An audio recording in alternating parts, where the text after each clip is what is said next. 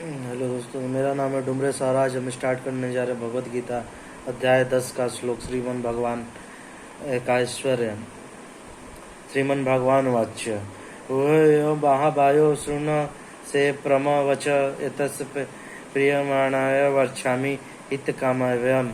श्री भगवान ने कहा, हे महाबायो अर्जुन, और आगे सुनो। चूँकि तुम मेरे प्रिय सखा हो, अंत में मैं तुम्हारे लाभ के लिए ऐसा ज्ञान प्रदान करूँगा जो अभी तक मेरे द्वारा बताए गए ज्ञान से श्रेष्ठ होगा।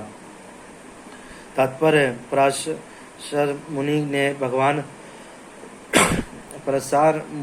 भगवान शब्द की व्याख्या इस प्रकार की है, जो पूर्ण रूप से ऐश्वर्य है, संपूर्ण शक्ति, संपूर्ण यश, संपूर्ण धन, संपूर्ण ज्ञान, संपूर्ण सौंदर्य तथा संपूर्ण त्याग से युक्त है, वह भगवान है।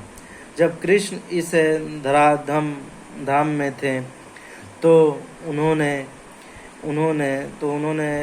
छहों ऐश्वर्य का प्रदर्शन किया था।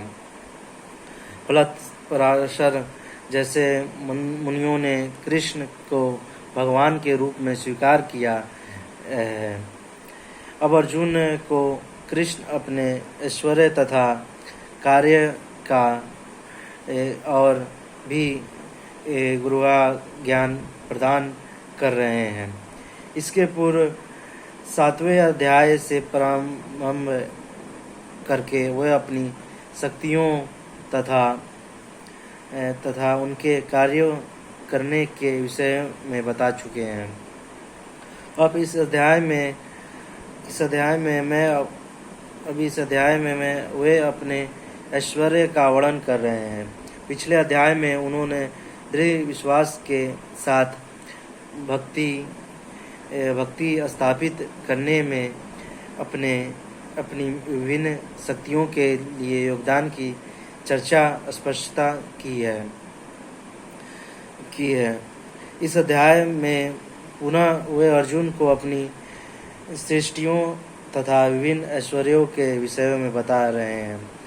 ज्यों-ज्यों भगवान के विषय में कोई सुनता है, त्यों-त्यों वह भक्ति में रमता जाता है। मनुष्य को चाहिए कि भक्तों की संगति में भगवान के विषय में सदा स्मरण करें। इससे उसकी भक्ति बढ़ेगी। भक्तों के समाज में ऐसी चर्चाएं केवल उन लोगों के बीच हो सकती है जो सचमुच कृष्ण भावनामृत के इच्छुक हो।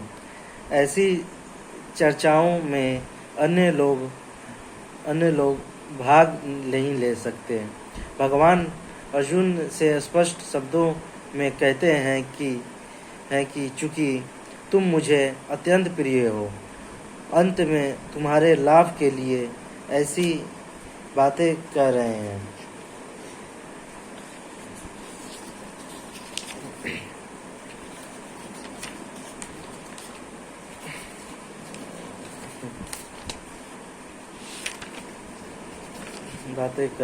रहा हूँ। ना मेयो विदुसुरगण प्रभव ना महेश्वर महादिया देवाना महिषा च सर्वस।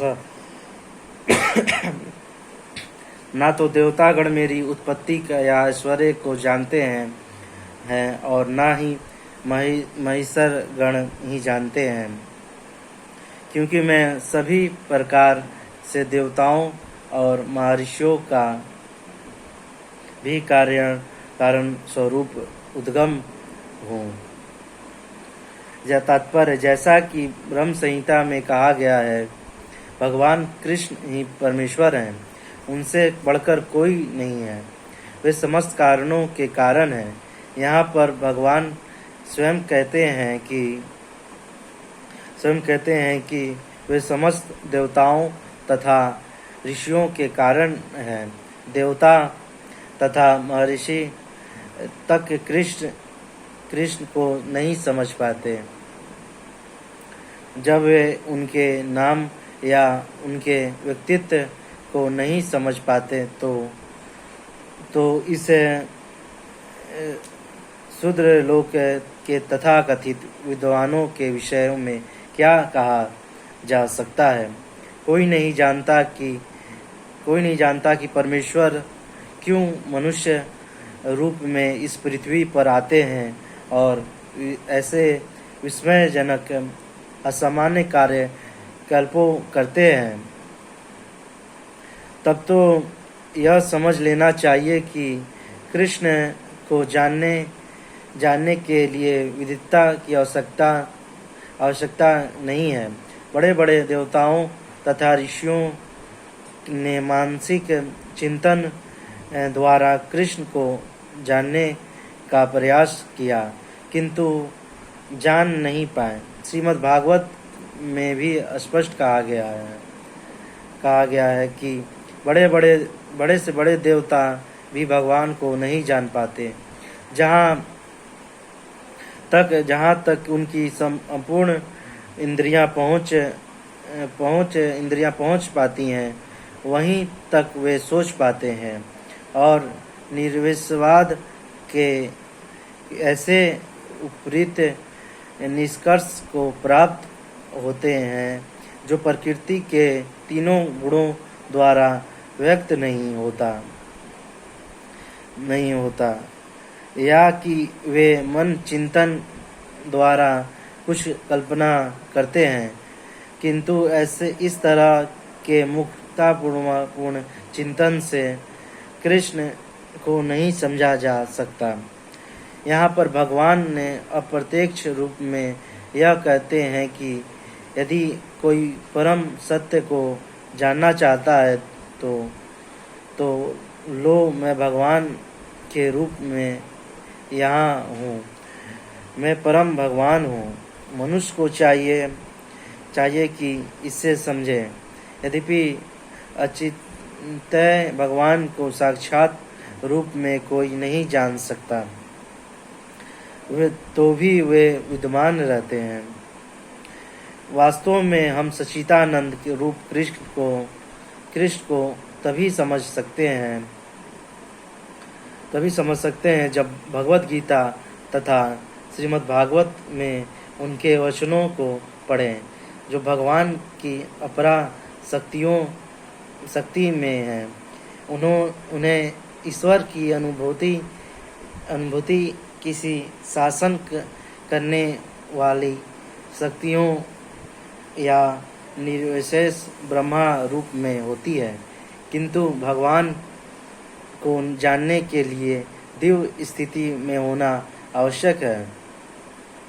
चूँकि अधिकांश लोग कृष्ण को उनके वास्तविक रूप में नहीं समझ पाते, अंत में वे अपनी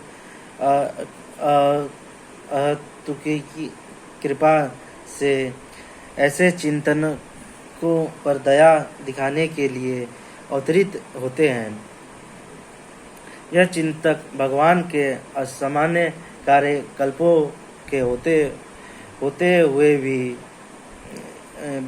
भौतिक शक्ति माया से कलमशग्रस्त होने के कारण निर्वेश ब्रह्मा को ही सर्वश्रेष्ठ मानते हैं। केवल भक्तगण ही जो भगवान की शरण पूर्णता ग्रहण कर चुके हैं, भगवत कृपा से समझ पाते हैं कि कृष्ण सर्वश्रेष्ठ हैं। भगवत दत्त निर्विशेष ब्रह्मा की परवाह नहीं करते हैं। वे अपनी श्रद्धा तथा भक्ति के कारण परमेश्वर की शरण ग्रहण करते हैं और कृष्ण की अतुकी कृपा से ही उन्हें समझ पाते हैं। अन्य कोई उन्हें नहीं समझ पाता। अंत में बड़े से बड़े ऋषि भी स्वीकार करते हैं कि आत्मा या परमात्मा तो वह है जिसकी हम पूजा करते हैं। यो जमनंदिदा च वेति लोकमहेश्वरम असुर स्वरापाय परमुच्यते। जो मुझे अजन्मा अनादि समस्त लोकों के स्वामी के रूप में जानता है, मनुष्यों में केवल वही मोह रहित और समस्त पापों से मुक्त होता है। तात्पर्य, जैसा कि 7वें अध्याय में कहा गया है, मनुष्याणां सरस्तुना कर्चेता सिद्धयन्। जो लोग आत्म साक्षात्कार के पद तक उठने के लिए प्रयत्नशील होते हैं, वे समान व्यक्ति नहीं हैं। वे उन करोड़ों समान व्यक्तियों में से श्रेष्ठ हैं जिन्हें आत्म साक्षात्कार का ज्ञान नहीं होता, किंतु जो वास्तव में अपनी आध्यात्मिक स्थिति को समझने के लिए प्रयत्नशील होते हैं, उनमें से श्रेष्ठ वही है जो यह जान लेता है कि कृष्ण ही भगवान के प्रत्येक वस्तु के स्वामी तथा अजन्मा है। वही सबसे अधिक सफल ज्ञानी है। जब वह कृष्ण की परम स्थिति को पूरी तरह समझ लेता है, उसी दशा में वह समस्त पाप कर्मों से मुक्त हो पाता है। यहाँ पर भगवान को अज अर्थात अजन्मा कहा गया है, किंतु वे द्वितीय अध्याय में वर्णित उन जीवों से भिन्न हैं जिन्हें अज कहा गया है। भगवान जीवों के से भिन्न हैं, क्योंकि जीव भौतिक आसक्ति वश जन्म लेते हैं तथा मरते रहते हैं। बुद्ध जीव अपना शरीर बदलते रहते हैं, किंतु भगवान का शरीर परिवर्तनशील नहीं है। यहाँ तक कि जब वे इस लोक में आते हैं तो भी वे उसी अजन्मा रूप में आते हैं। इसीलिए 4थे अध्याय में कहा गया है कि भगवान अपनी अंतर्गा शक्तियों के कारण अपरा शक्ति माया के अधीन नहीं है, अपितु पराशक्ति में रहते हैं। इस श्लोक में व्यतीत लोक महेश्वरम सबसे सूचित होता है कि मनुष्य को यह जानना चाहिए कि भगवान कृष्ण ब्रह्मांड के सभी लोकों के परम स्वामी हैं।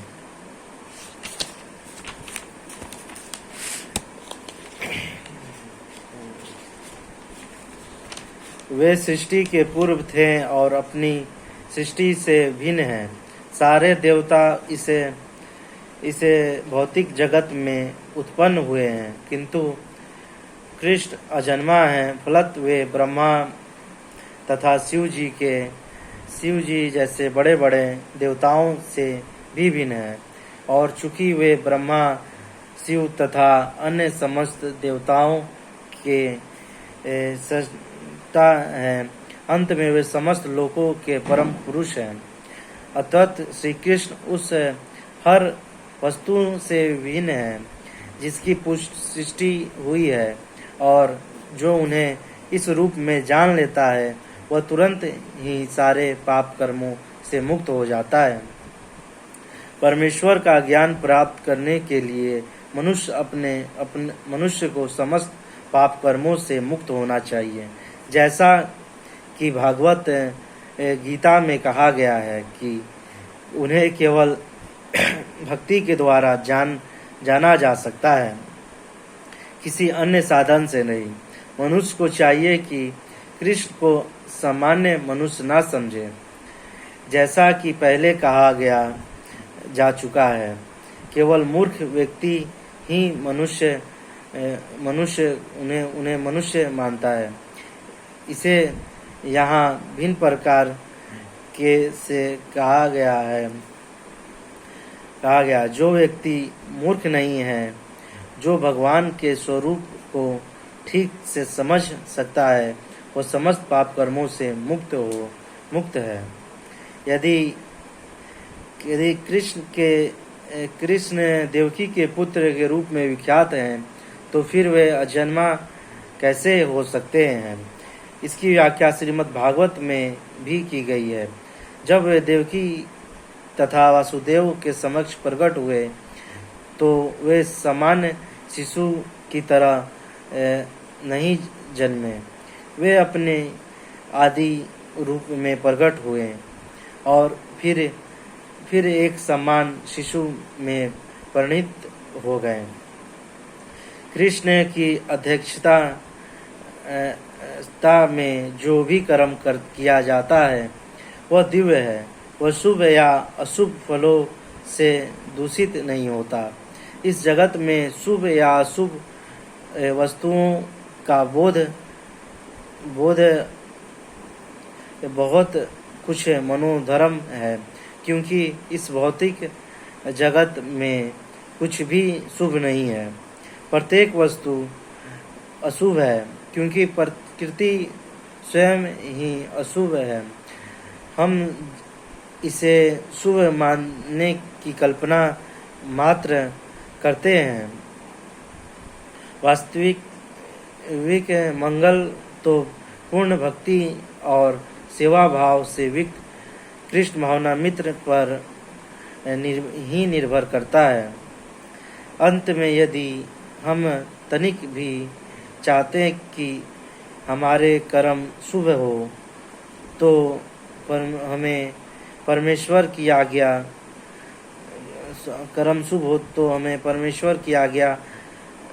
आज्ञा से कर्म करना होगा।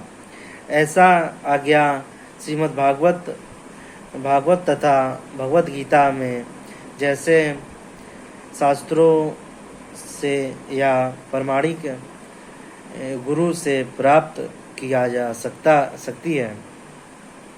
चूँकि गुरु भगवान की प्रतिनिधि होता है। अंत में उसकी आज्ञा प्रत्यक्ष परमेश्वर की आज्ञा होती है। गुरु साधु तथा शास्त्र एक ही प्रकार से आज्ञा देते हैं। इन तीनों स्रोतों में कोई भी विरोध नहीं होता। इस प्रकार से किए गए सारे कार्य इस जगत में के शुभ कर्म फलों से मुक्त होते हैं। कर्म संपन्न करते हुए भक्ति ही दिव्य मनोरथी वैराग्य की होती है, जिसे संन्यास कहते हैं। जैसा कि भगवत गीता के 6 अध्याय के प्रथम श्लोक में कहा गया है कि जो भगवान का आदेश मानकर कोई कर्तव्य करता है और जो अपने कर्म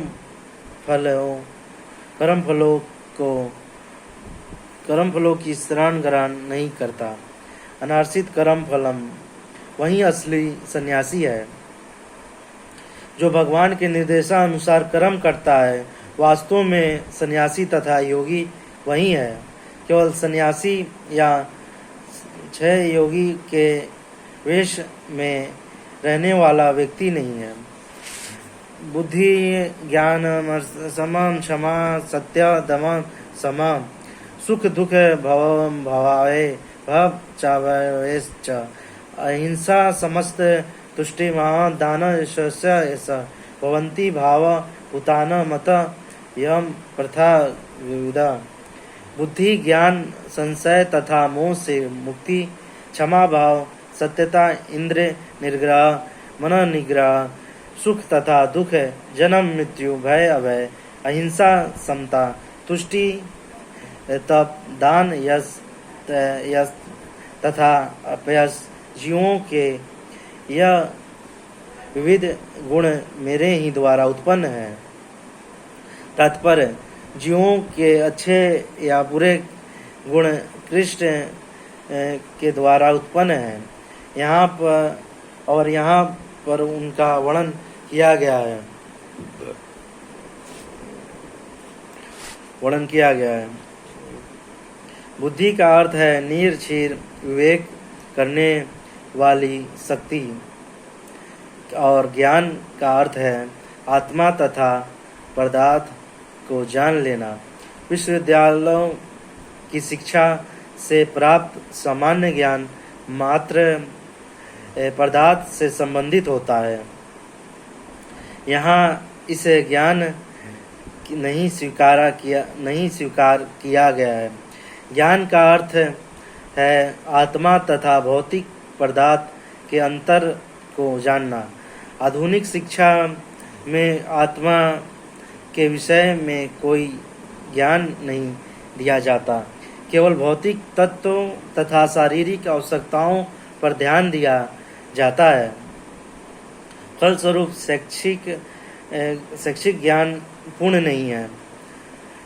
असमोह अर्थात संशय तथा मोह से मुक्ति तभी प्राप्त हो सकती है जब मनुष्य झिझकता नहीं है और दिव्य दर्शन को समझता है। वह धीरे धीरे निश्चित रूप से मोह से मुक्त हो जाता है। निश्चित रूप से मोह से मुक्त हो जाता है। हर बात को सतर्कता पूर्वक ग्रहण करना चाहिए। आँख मूंद कर कुछ भी स्वीकार नहीं करना चाहिए। कुछ भी स्वीकार नहीं करना चाहिए। क्षमा का अभ्यास करना चाहिए। मनुष्य को सहिष्णु होना चाहिए और दूसरों के छोटे छोटे अपराध क्षमा कर देना चाहिए। सत्यम का अर्थ है तिथियों को सही रूपों में अन्यों के लाभ के लिए प्रस्तुत किया जाए। तथ्यों को तोड़ना मरोड़ना नहीं चाहिए। सामाजिक प्रथा के अनुसार कहा जाता है कि वह वही सत्य बोलना चाहिए जो अन्यों को प्रिय लगे, किंतु यह सत्य नहीं है कि सत्य को ही सही रूप से बोलना चाहिए, जिसे दूसरे लोग समझ सके कि सच्चाई क्या है। यदि कोई मनुष्य चोर है और यदि लोग को सावधान कर दिया जाए कि अमुक व्यक्ति चोर है, तो यह सत्य है। यद्यपि सत्य कभी कभी अप्रिय होता है, किंतु सत्य को कहने में संकोच नहीं करना चाहिए। सत्य की मांग है कि तथ्यों को यथारूप में लोकहित के लिए प्रस्तुत किया जाए। यही सत्य की परिभाषा है। दम का अर्थ है इंद्रियों को व्यर्थ के विषयों भोग में न